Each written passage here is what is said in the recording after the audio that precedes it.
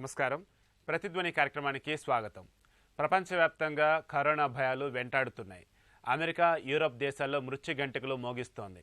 Corona వైరస్ను కట్టడి చేసేందుకు అన్ని దేశాలు లాక్డౌన్నే మార్గంగా ఎంచుకోవడంతో అంతటా ఆర్థిక మందగమనమే కొనసాగుతోంది. ఆ ప్రభావం ఐటీ రంగంపైన పడుతోంది. పాశ్చాత్య దేశాల్లో ఆర్థిక పరిస్థితి దెబ్బతినే కొద్దీ మన ఐటీ కంపెనీలకు గడ్డుకాలమే. కోవిడ్ కారణంగా ఈ ఏడాది ఐటీ పరిశ్రమలో పెద్దగా వృద్ధి ఉండకపోవచ్చంటున్నారు.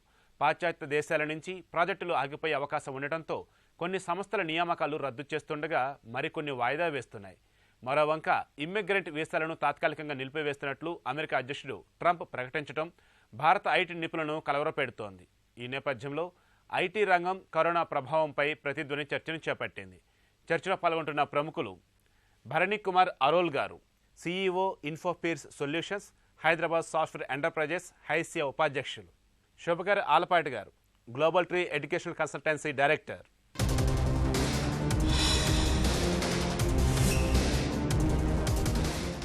భరణి గారు, కరోనా ప్రభావం అన్ని రంగాలను కుదిపేస్తోంది. లాక్డౌన్ కారణంగా ఆర్థిక మందగమనం రాజ్యమేలుతోంది. అమెరికా, యూరప్ దేశాల్లో ఆర్థిక పరిస్థితి దెబ్బతింది. మొత్తంగా కోవిడ్ ప్రభావం మన ఐటీ రంగంపై ఏ మేరకు పడింది? అన్ని ఇండస్ట్రీస్ మీద బాగా ఇంపాక్ట్ జరిగిందండి. అట్లా ఉన్నప్పుడు ఐటీ ఇండస్ట్రీ పైన కూడా ఇంపాక్ట్ అయింది, అవుతున్నదన్నమాట. సడన్గా ఈ కోవిడ్ అనేది ఇంత పెద్ద రూపం తీసుకొస్తుంది, ఇట్లా ఇంపాక్ట్ చేస్తుందని ఎవరు ఎక్స్పెక్ట్ చేయలేదు. Nobody expect. అందుకని ఈ impact is very different from the other global economy impact. So దీనివల్ల చాలామంది ప్రిపేర్ కాకుండా ఉన్నారు. అంటే కంపెనీస్ కూడా చూస్తారంటే ఐటీ ఇండస్ట్రీ కానీ మ్యానుఫ్యాక్చరింగ్ ఎనీ ఇండస్ట్రీ వాళ్ళు ప్రిపరేషన్ లేకుండా ఉన్నారన్నమాట. అందుకని ఆ ఇంపాక్ట్ వచ్చేసి చాలా సివియర్ అయింది. బట్ ఇప్పుడు చూస్తుంటే మనం 2019-20 ఫైనాన్షియల్ ఇయర్ కొద్దిగా it was reasonably okay because last 10 days impact అయింది కరోనా సిచ్యువేషన్. దాని తర్వాత ఇప్పుడు ఈ క్వార్టర్ వచ్చి it is gonna have a huge impact అండి. Reason is US and Europe మీద మనం ఐటీ ఇండస్ట్రీ బాగా డిపెండ్ అయి ఉంది. ఇప్పుడు గ్లోబల్ ఎకానమీ ఎట్లా అవుతుందని అంటే 2020 ప్రొజెక్షన్ వచ్చి -1.5 GDP గ్రోత్ అనమాట, నెగిటివ్ గ్రోత్. అమెరికా చూస్తుంటే 2020కి దాదాపు 2.5 మైనస్ నెగిటివ్ గ్రోత్. యూరోప్ చూస్తుంటే -4.4. సో ఇది వచ్చి ఒక యావరేజ్ నంబర్స్ నేను మాట్లాడేది. వర్స్ట్ కేస్ సినారియో ఇంకా దారుణంగా ఉంటుంది అన్నమాట. మనం ఐటీ ఇండస్ట్రీ అనేది వచ్చి very dependent on manufacturing industry, అక్కడ యూఎస్లో కానీ యూరోప్లో కానీ ఆర్ ఇండియాలో కానీ, telecom industry, health care industry అని చెప్పి చాలా డిఫరెంట్ ఇండస్ట్రీకి మనం ఐటీ సర్వీసెస్ ఆఫర్ చేస్తున్నాం.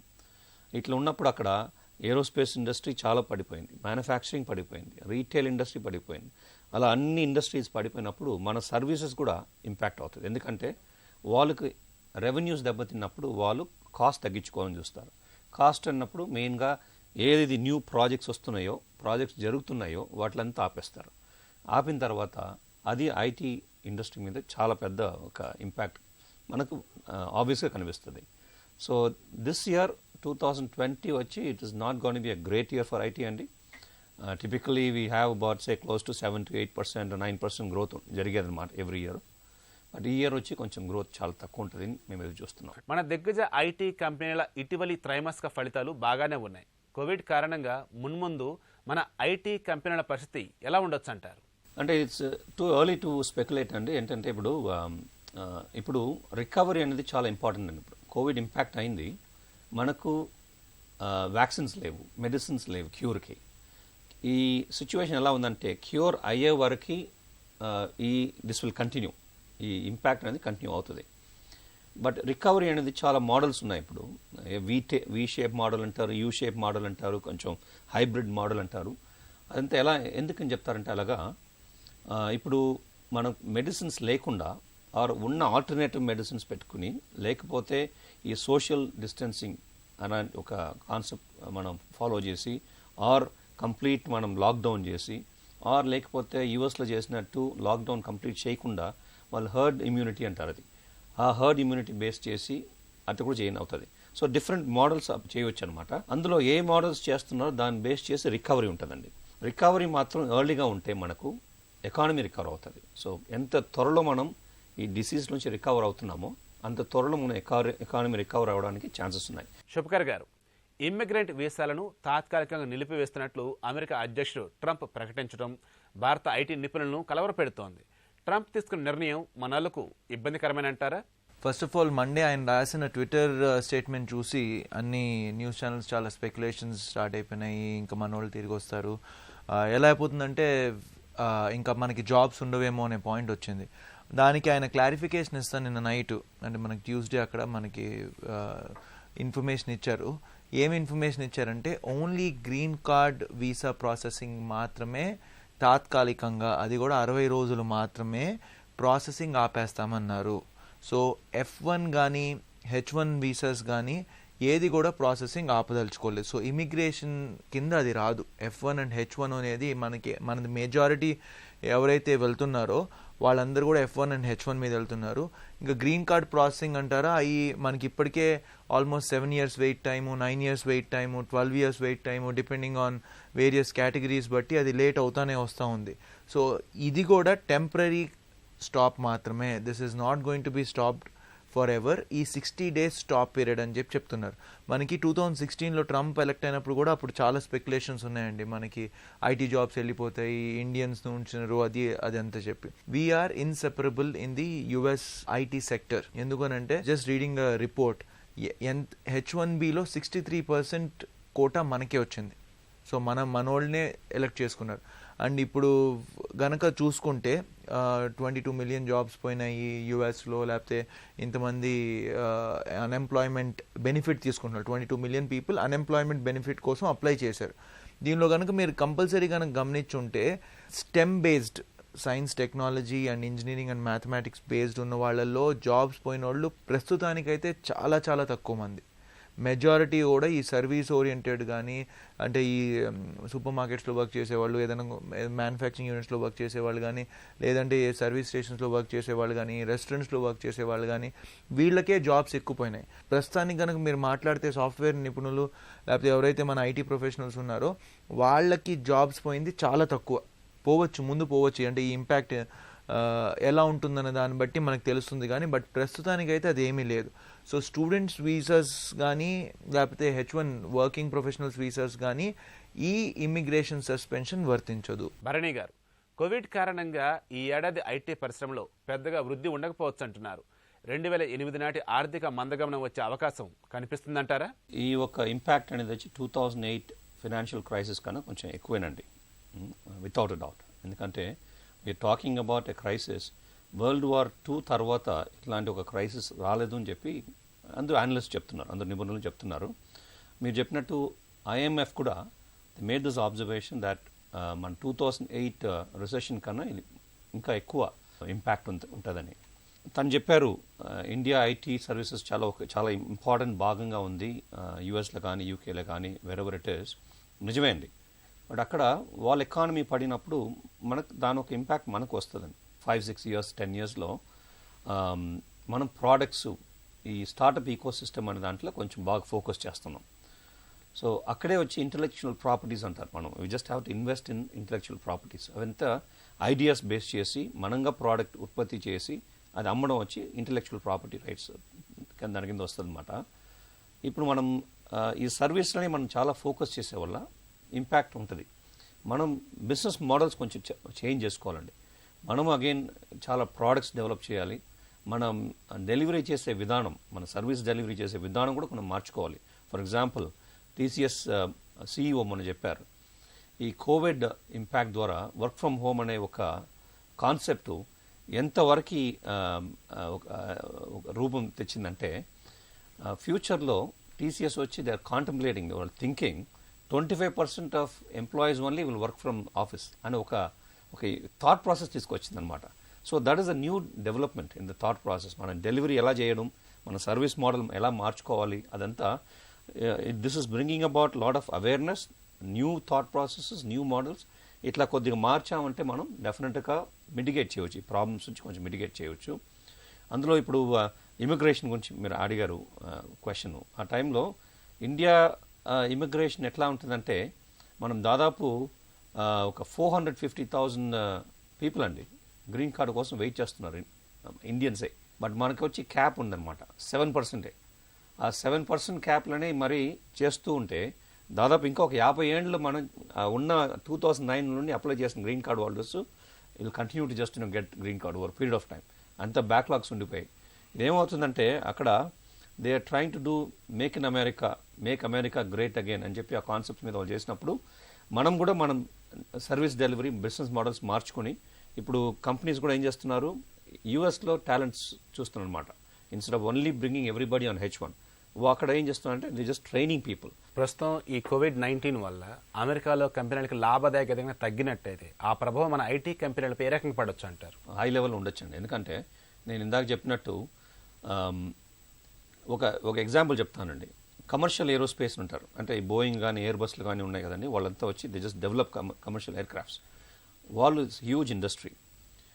వాళ్ళు ఈ సిచ్యువేషన్లో even if you consider normal recovery process అనుకోండి, వాళ్ళ రికవరీ 2021 Q3 Q4 అని రికవర్ అవుతుందండి ఈ సిచ్యువేషన్లో. Second, air travels leisure uh industry చూసారంటే they are expected to recover back to the normal situation ఎలా ఉండిందో ఆ సిచ్యువేషన్ రావాలంటే దాదాపు Q1 Q2 ఆఫ్ 2021 అవుతుంది అన్నమాట. ఇంకా oil and gas industry will be Q4 2020. So other industries, manufacturing, retail industry, that will be about Q3 Q4 of 2020. So recovery process చూస్తుంటే different ఇండస్ట్రీస్కి లాంగ్ ఉంటుంది అన్నమాట. సో దీనికి సర్వ్ చేసే మన ఐటీ కంపెనీస్ ఎక్కువ ఎయిర్ క్రాఫ్ట్ వాళ్ళు, commercial aircraft వాళ్ళ మీద డిపెండ్ అయిన వాళ్ళు కానీ, లేకపోతే ఎయిర్ ట్రావెల్ లీజర్ ఇండస్ట్రీ మీద డిపెండ్ అయిన కానీ వాళ్ళు రికవరీ, వాళ్ళ ఇంపాక్ట్ కొంచెం ఎక్కువ ఉంటుంది. రీటైల్ మీద ఉన్న customers, like IT service providers, వాళ్ళకి రికవరీ కొంచెం ఫాస్ట్ ఉండొచ్చు. So it's mixed situation. Shubhakar గారు, ఇమ్మిగ్రెంట్ వీసాలపై నిషేధం 60 రోజులనని తాజాగా ట్రంప్ స్పష్టత ఇచ్చారు. అయితే లాక్డౌన్కు ముందే స్టాంపింగ్ కోసం మన దేశానికి వచ్చిన H1B వీసాదారుల ఉద్యోగాల పరిస్థితి ఏంటంటారు? వీసా ఇంటర్వ్యూస్ కానీ కాన్సులేట్స్ కానీ ఆల్ షట్ డౌన్ అండి. ఆల్మోస్ట్ ఇప్పటికి 1 month దాటేసింది మనకి కాన్సులేట్ షట్ డౌన్ అయ్యి ఉండి. సో వీళ్ళకి మన దగ్గర కొంతమంది క్లయింట్స్ వెళ్ళిన వాళ్ళు ప్రాసెసింగ్ చేసి వీసా అప్రూవ్ అయ్యి రేపు మీకు డిస్పాచ్ చేస్తాము అన్న పాస్పోర్ట్ హోల్డింగ్లో ఉన్నోళ్ళు చాలామంది ఉన్నారు. ఎందుకంటే మనకున్న ఇన్ని కాన్సులేట్స్లో ఇండియా మొత్తం మీద. సో వీళ్ళు ఎవరైనా సరే కాన్సులేట్ ఓపెన్ అయితే కానీ వీళ్ళు వెళ్ళి వాళ్ళు దాన్ని ఎక్స్టెన్షన్ విషయం గురించి కానివ్వండి, లేకపోతే కొత్త వీసా గురించి కానీ, డిపెండెంట్ వీసా యాడ్ చేసుకోవాలన్నా సరే, ఏదైనా సరే కాన్సులేట్ ఓపెన్ అవ్వాలి. ఇప్పుడు కనుక మీరు కాన్సులేట్ వెబ్సైట్లోకి వెళ్ళి ఎప్పుడు డేట్ ఉంది అని కనుక చూస్తే January 2021 కన్నా ముందు మీకు అసలు డేట్సే లేవు. కానీ అదే విషయం చైనాలో కనుక ముందు మీరు గమనించుంటే అప్పుడు కూడా అక్కడ కూడా ఇలానే January 2021లో చూపించారు. బట్ ఇప్పుడు June 1 నుంచి different consulates in China are open for business. So అట్లా ఇండియాలో కూడా ఏమవుతుందంటే ఈ వీసా స్లాట్స్ అనేది ఇక్కడ అయ్యే పరిస్థితి బట్టి, మనకున్నది మేజర్గా 5 కాన్సులేట్స్ ఇక్కడ. ఈ 5 కాన్సులేట్స్లో అసలు ఎప్పుడెప్పుడు డేట్స్ అనేది ఇక్కడ ఇండియాలో కరోనా వైరస్ది అయ్యే రికవరీ బట్టి, ఎందుకంటే they want to protect their consulate working professionals. వాళ్ళు వచ్చి, ఎందుకంటే ఈ హైదరాబాద్ లాంటి చోట మనకి కాన్సులేట్లో almost close to around 400 to 600 interviews జరుగుతాయి ఆల్మోస్ట్ ఎవ్రీడే. సో ఈ రకంగా ఈ ఇష్యూ అయ్యేదాన్ని బట్టి వాళ్ళు డేట్స్ మనకి ఓపెన్ చేస్తాం స్టార్ట్ చేస్తారు. ఇప్పుడు మేము మాట్లాడిన కొన్ని యూనివర్సిటీస్తో కానీ లేకపోతే కొన్ని వేరే ప్రొఫెషనల్స్ కానీ మాతో మాట్లాడితే తెలిసింది ఏంటంటే జూన్కి కానీ ఈ కాన్సులేట్ ఓపెన్ అయ్యే ఛాన్స్ లేదు. అది ముందుకి అంతకన్నా అర్లీగా మనకి కాన్సులేట్ ఓపెన్ అవుతుందా లేదా ఇంకా లేట్ అవుతుందా అనేది ఇక్కడంతా రికవరీ మోడ్ బట్టి తెలుస్తుంది. ఈ అకాడమిక్ ఇయర్లో F1 వీసా మీద చదువుకోవడానికి వెళ్ళే వాళ్ళు ఉన్నారు అమెరికాకి, వాళ్ళ పరిస్థితి ఏంటంటారు? ఇప్పుడు F1 మీద ఇప్పుడు యూనివర్సిటీస్ మనకి ఫస్ట్ నుంచి కూడా అనుకున్నది ఏంటంటే వరల్డ్లో అన్నిటికన్నా ఎక్కువ యూనివర్సిటీస్ ఉన్నది యూఎస్లోనే. 4000 యూనివర్సిటీస్ ఉన్నాయి, colleges and universities. So number of students going there also is very high. So ఇప్పుడు ప్రస్తుతానికి కనుక on a day to day basis కనుక చూసుకుంటే almost all universities are doing the application processing on normal basis. ఇది work from home option ఉండటం వలన and more than 90% of the universities application process is online. So documentation అవసరం లేదు. ఇప్పుడు ఆ 10% of universities ఎక్కడైతే డాక్యుమెంటేషన్ అవసరం ఉందో వాళ్ళు కూడా ప్రస్తుతానికి మీరు కాపీ స్కాన్ చేసి పంపించండి, అవసరమైతే మీరు ఇక్కడ వచ్చిన తర్వాత డాక్యుమెంట్స్ చూస్తామనే ప్రాసెస్లో ఉంది. సో ఇందువలన ఏమవుతుందంటే application processing to the universities has not stopped. And ఇప్పుడే ఒక చిన్న రీసెర్చ్ కూడా చదువుతూ ఉన్నాను. More than 90% of the students who have dreams of studying in the US are Canada or UK, వాళ్ళందరికీ కూడా ఇంకా వెళ్ళాలని ఉంది. ఓన్లీ 10% ఏమన్నా 10% క్వశ్చన్ మార్క్లో ఉన్నారు. మేబీ డిఫర్ చేసుకుందామా లేకపోతే అసలు వెళ్ళకుండా ఉందామా అని. 90% మాత్రం వెళ్ళాలనే ఆలోచనలోనే ఉన్నారు. అండ్ ఈ యూనివర్సిటీస్ అన్నీ కూడా చాలా హోప్ఫుల్గా ఉన్నాయి. వేరియస్ యూనివర్సిటీస్ మనకి రిపోర్ట్స్ వస్తూ ఉన్నాయి. సెప్టెంబర్ నాటికి ఇది ప్రాబ్లం తీరుతుంది అండ్ మోస్ట్లీ అడ్మిషన్స్ స్టార్ట్ అవుతాయి. వీటిలో సపోజ్ ఈ ప్రాబ్లం తీరలేదు, సో దానికి వాళ్ళు 2-3 ఆప్షన్స్ చెప్పున్నారు. స్టూడెంట్స్ అడ్మిషన్స్ ఆపకుండా స్టూడెంట్స్ అడ్మిషన్స్ వచ్చేది చూసుకొని, ఆ స్టూడెంట్స్ అడ్మిషన్స్ వచ్చిన వాళ్ళకి సపోజ్ సెప్టెంబర్ నాటికి స్టార్ట్ అవ్వలేదు ఇంటేక్, అది ఫాల్ ఇంటేక్ ఏదైతే స్టూడెంట్స్ రావాల్సింది ఉందో అది రాని పక్షంలో వాళ్ళు ఏం చెప్తున్నారంటే కుదిరితే ఒక 1 month డిఫరల్ చేస్తారు. Instead of A September start date October start date చేసి కొంచెం క్రిస్మస్ బ్రేక్ కట్ చేసి so that they can finish it in the same duration. ఇది ఒక ఆప్షన్.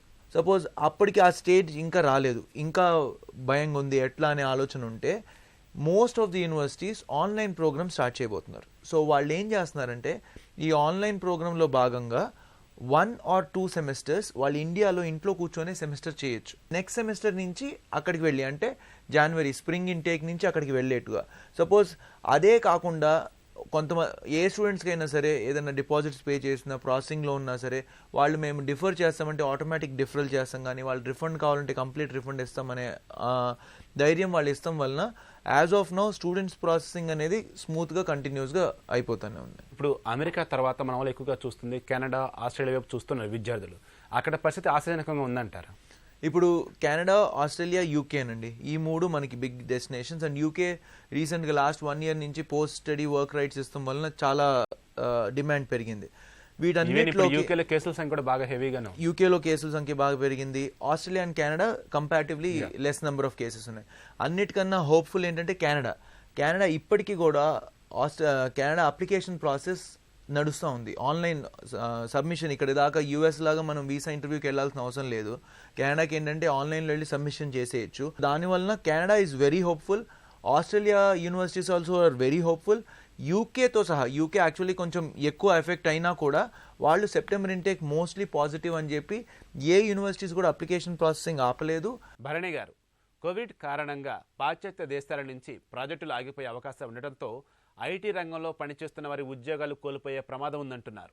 మరోవైపు కొత్త ఉద్యోగాలు దక్కుతాయో లేదన్న ఆందోళన కూడా వ్యక్తమవుతుంది.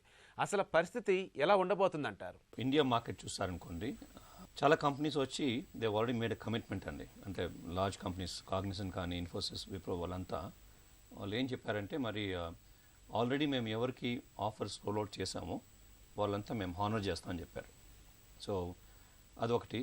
రెండోది అది ఒకటి ఏం చెప్తున్నా, ఫ్రెషర్స్ హైరింగ్ లేకపోతే లేటరల్ హైరింగ్ అంటారు. ఫ్రెషర్స్ అంటే కొత్తగా కాలేజ్ నుంచి వచ్చిన వాళ్ళు, వాళ్ళకు ప్రతి ఇయర్ ఆఫర్స్ ఇస్తుంటారు అన్నమాట. వాటిని హైర్ చేస్తాం.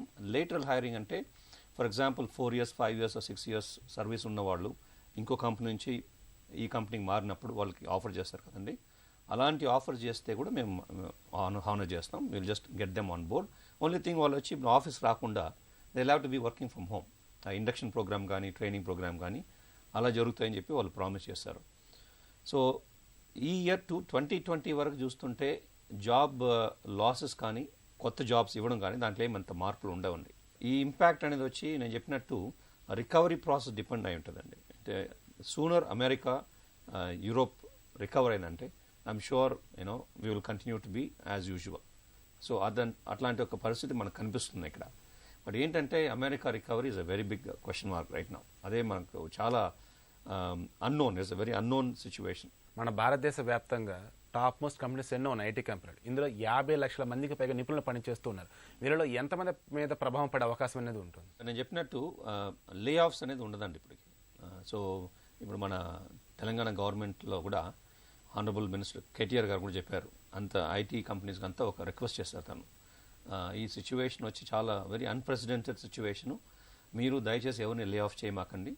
అవసరం అయితే కొద్దిగా మేబీ పే కట్స్ చేయండి, శాలరీస్ ఇంక్రిమెంట్ చేస్తారు కదా ఎవ్రీ ఇయర్, అది కొంచెం డిఫర్ చేయండి, కానీ బట్ జాబ్స్ మాత్రం తీయకండి. శుభకర్ గారు, ఇప్పటికే అమెరికాలో వివిధ రంగాల్లో నిపుణుల కొరత ఉంది.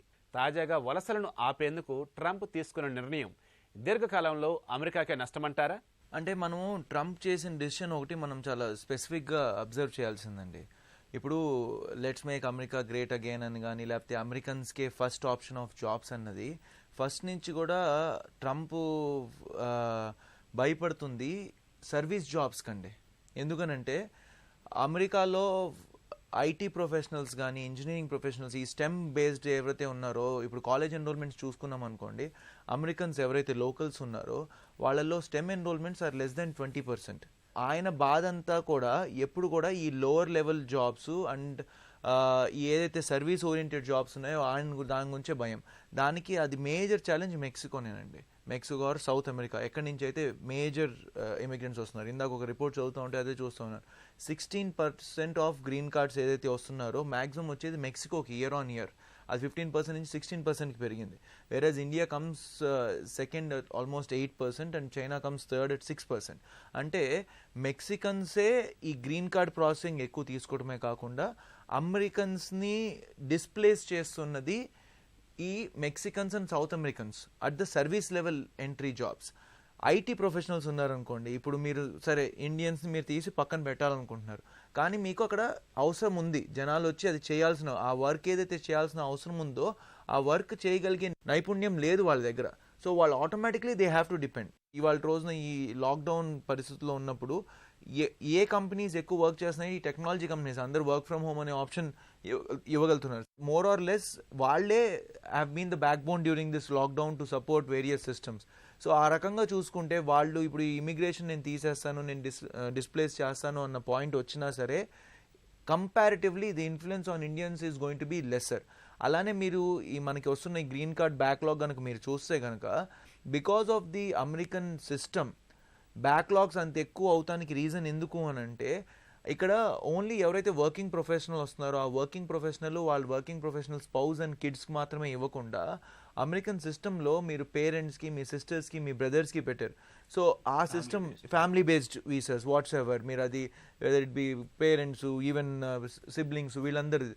సో దానివల్ల ఏమవుతుందంటే ఈ సిస్టమ్ ఏదైతే అవుతుందో మేజర్గా ఆయన చెప్పే పాయింట్ ఫస్ట్ నుంచి కూడా చెప్పేది ఏదున్నా చూసినా మన ఇండియన్ డైరెక్ట్ ఇంపాక్ట్ ఉండకపోవచ్చు.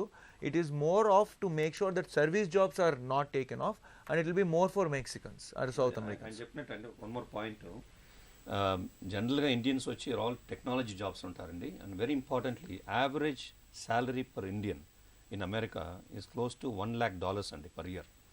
But average salary per all Americans చూసారంటే యావరేజ్గా $50,000, ఈవెన్ తక్కువే అది కూడా. సో ఆల్మోస్ట్ డబుల్ మనం ఎర్న్ చేస్తున్నాం అన్నమాట Indians. So per capital income అంటారు దాన్ని. బట్ ఇందాక ఆయన చెప్పినట్టు most of the affected jobs అంతా వచ్చి రీటైల్ ఇండస్ట్రీ, ఆ తర్వాత అగ్రికల్చరు, హాస్పిటాలిటీ, రెస్టారెంట్స్. సో వాళ్ళదా చాలా ఇంపాక్ట్ అవుతున్నారు. అందుకనే 22 million జాబ్లెస్ క్లెయిమ్స్ వచ్చాయన్నమాట. ఇంతవరకు మేము యూఎస్లో బిజినెస్ ఉన్నది, అక్కడ H1B వచ్చి ఇంత అఫెక్ట్ అవ్వలేదు ఇంకా. So there still wanted. మనం వచ్చి we're basically providing quality and good quantity of people. So ఆ సెక్టార్లో అందువల్ల మన అంత పెద్దగా అఫెక్ట్ ఇంతవరకు అవ్వలేదు, బహుశా అవ్వం కూడా. కరోనా ప్రభావం ప్రస్తుతానికి భారత ఐటీ రంగంపై పెద్దగా కనిపించకపోయినా కోవిడ్ అదుపులోకి రాకపోతే రాబోయే రోజుల్లో ఐటీకి గడ్డు కాలమే అంటున్నారు నిపుణులు. భవిష్యత్తులో నైపుణ్యం ఉన్న వారికి అవకాశాలు ఉంటాయని చెబుతున్నారు. ప్రతి ఒక్కరూ భౌతిక దూరం పాటించండి,